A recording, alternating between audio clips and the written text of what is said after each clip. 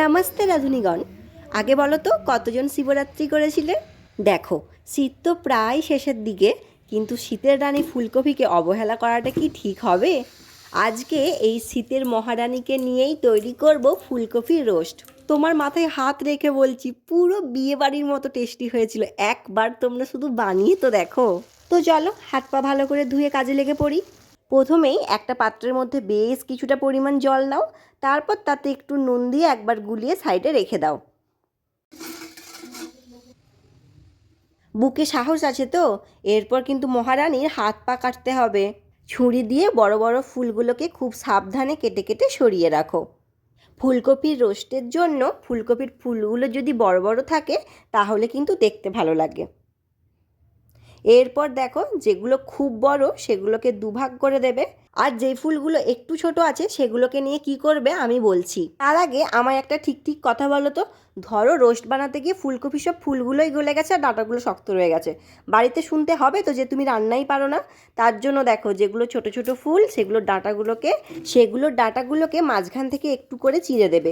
দেখি আর কার বাপের সাধ্য আছে তোমায় বলবে যে রান্না পারে না। এরপর কড়াই গরম করে বেশ কিছুটা পরিমাণ সর্ষের তেল দিয়ে দাও। তারপরে পেঁয়াজগুলোকে ভেজে পেঁয়াজের বেরেস্তা তৈরি করতে হবে, ঠিক আছে?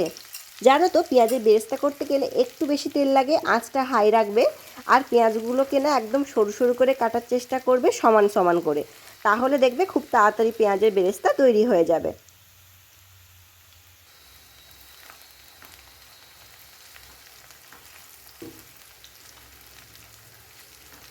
এটা কিন্তু একেবারেই বেশি লাল করবে না, হালকা মোটামুটি দেখো কীরকম রং ধরেছে। তারপর একটা ছাঁকনিতে এভাবে তুলে নেবে, আর এক্সেস যে তেলটা আছে ওটাকে কিন্তু চেপে চেপে বের করে এভাবেই এতে জল ঝরতে রেখে দেবে। আর এই তেলটাতেই আমি একটু কাজু ভেজে নেব। এই দেখো 8-10টা মতো কাজুগুলোকে হালকা করে ভেজে পেঁয়াজের সাথেই তুলে রাখবো। মহারানীর হাত ভেঙেছিলে মনে আছে? এদেরকে একসাথে দিয়ে একদম মিক্সিতে বেটে দেবে। এরপর ফুলকপিগুলোকে আমি ওই তেলের সাথে আরেকটু পরিমাণ তেল দিয়ে হালকা হালকা করে ভেজে নেব। দেখো, এখানে অনেকেই কী করে, ফুলকপিটাকে হালকা একটু সেদ্ধ করে নেয়, সেদ্ধ বলতে একটু ব্লাঞ্চ করে নেয়, মানে 2-1 মিনিট ফুটিয়ে তুলে নেয়। আমি এই প্রসেসটা করছি না, ডাইরেক্ট ফুলকপিগুলোকে ঢাকা দিয়ে দিয়ে কিন্তু আমি ভেজে নিচ্ছি। প্রায় 80% মতো ভেজে ভেজে ফুলকপিগুলোকে সেদ্ধ করে নিতে হবে এখানে। যতক্ষণ ভাজা হচ্ছে ততক্ষণ এদেরকে আমি একটু বেটে নেব। তার জন্য দেখো, পেঁয়াজ আর কাজু বাদামটা যে রেখেছিলাম না, ওটাকে মিক্সিতে দিয়ে খুব ভালো করে আমি বেটে নেব। আর হ্যাঁ, এটার সাথে আমি 2 চামচ সাদা তিলও দিয়েছিলাম। তোমরা এটার সাথে 4 মগজ, সাদা তিল, পোস্ত যে কোনো কিছুই দিতে পারো।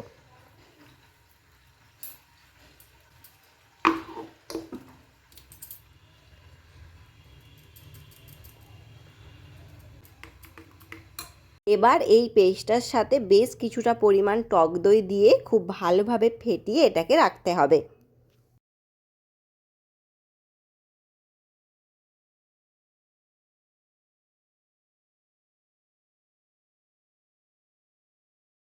এতক্ষণে ফুলকপিগুলো আমার প্রায় ভাজা হয়েই এসেছে।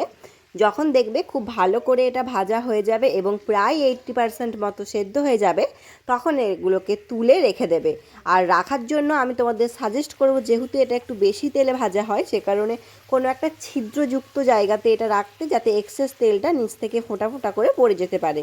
শুধু তো ভালো খেলেই হবে না, তার সাথে স্বাস্থ্যটাও দেখতে হবে তো নাকি? সেই কারণেই আমি একটু অল্প তেল দিয়ে এটা ভাজার চেষ্টা করছিলাম। তবে তোমরা চাইলে কিন্তু এটাকে ছাঁকা তেলেও ভেজে নিতে পারো, সেটার ক্ষেত্রে কিন্তু টেস্ট আরও ভালো আসবে। চলো এরপর দেখাই মশলা কিভাবে কষাবে। তার জন্য তেলের মধ্যে দেখো, তেজপাতা, দারচিনি এবং এলাচ দিয়েছি। আমি এর মধ্যে লবঙ্গ দিইনি, তোমরা লবঙ্গ, গোলমরিচ যে কোনো কিছু ফোড়নে দিতে পারো। তো আমি এগুলোকে ফোড়নে দিলাম। তারপর এর মধ্যে আমি দিলাম একটু আদা আর রসুনের বাটা, দিয়ে খুব ভালো করে এটাকে আমি ভেজে নিচ্ছি। আদা রসুন সব সময় অল্প আঁচে ভাজবে, তাহলে কিন্তু নিচে বসে যাবে না, খুব ভালো করে ভাজা হবে। যখন দেখবে আদা রসুনের রঙটা চেঞ্জ হয়ে গেছে, তখন এর মধ্যে হলুদ গুঁড়ো, লঙ্কার গুঁড়ো, ধনের গুঁড়ো, আর তার সাথে দেবে জিরের গুঁড়ো, ঠিক আছে? আর অল্প একটু এর মধ্যে গোলমরিচ গুঁড়ো দিলাম। প্রথমে এই শুকনো যে মশলাগুলো আছে এগুলোকে দিয়ে খুব ভালো করে ভেজে নিতে হবে। শুকনো মশলা যদি তেলের মধ্যে দিয়ে একটু ভেজে নাও না, দেখবে স্বাদটা খুব ভালো আসবে। আর হ্যাঁ, এ সময় কিন্তু আঁচটা একদম লো রাখবে। মশলা যদি জ্বলে যায় তখন কিন্তু এই রান্নার স্বাদ আবার তেতো হয়ে যাবে। আচ্ছা, একটা কথা বলো তো, আমি যে তোমাদেরকে এত ডিটেলসে বোঝানোর চেষ্টা করি, তোমরা কি আমার কথাগুলো ঠিকঠাক বুঝতে পারো? রান্না কি ঠিকমতো করতে পারো? যদি পারো আমাকে প্লিজ একটা কমেন্ট করে জানিও। আর হ্যাঁ, সাবস্ক্রাইবটা করো। এরপর আগে থেকে যে পেস্টটা বানিয়ে রেখেছিলাম এই পেস্টটা এর মধ্যে দিয়ে দেবে আর খুব ভালো করে এটাকে কষাতে থাকবে। আঁচটা মিডিয়ামে রাখবে, কারণ কাজু বাদাম আছে একটু নিচে লেগে যাওয়ার সম্ভাবনা থাকে। তোমরা এই সময় আঁচটাকে লো করে ঢাকা দিয়েও রেখে দিতে পারো এবং কিছুক্ষণ ছাড়া ছাড়া এটাকে নাড়তে পারো। যতক্ষণ না এটার থেকে তেল ছেড়ে আসবে ততক্ষণ কিন্তু এটা কষাতে হবে, না হলে কিন্তু রান্নার টেস্ট ভালো আসবে না। এর মধ্যে আমি সামান্য একটু নুন আর অল্প একটু কাশ্মীরি লঙ্কার গুঁড়ো দিয়ে দিলাম। এরপর খুব ভালো করে এটাকে মিশিয়ে দিলাম আর যতক্ষণ না তেল ছাড়বে ততক্ষণ এটাকে কষাতে থাকবে। দেখো ওপরে কেমন ফুটো ফুটো হয়ে তেলগুলো উঠে এসেছে, এরকম কিন্তু মশলা থেকে তেল ছাড়াতে হবে, তাহলে জানবে মশলাটা একদম ঠিকঠাক কষানো হয়েছে। এরপর ফুলকপিগুলোকে দিয়ে আঁচটাকে লো করে খুব ভালো করে কিন্তু কষাতে থাকবে। ফুলকপির নিজস্ব একটা ময়েশ্চার আছে, সেটাকে কিন্তু এর মধ্যে বার করতে হবে, তাহলেই রান্নার স্বাদটা কিন্তু সুন্দর আসবে। তাই আঁচটাকে মিডিয়াম বা লো করে খুব ভালো করে এটাকে কষাতে থাকবে। কষানো হয়ে গেলে বেশ কিছুটা এর মধ্যে গরম জল দিয়ে দেবে। ফুলকপিগুলো তোমাদেরকে দেখে বুঝতে হবে কতটা সেদ্ধ হয়েছে আর কতটা সেদ্ধ হতে বাকি আছে, আর তার সাথে কতটা গ্রেভি রাখবে সেই অনুযায়ী কিন্তু এখানে জলটা দিয়ে খুব ভালো করে এগুলোকে সেদ্ধ করে নিতে হবে। ফুলকপিগুলো আমার একদম ফাইনাল সেদ্ধ হয়ে গেছে। এরপর একটু গরম মশলা দেবো, 2-4টে কাঁচা লঙ্কা চেরা দেবো।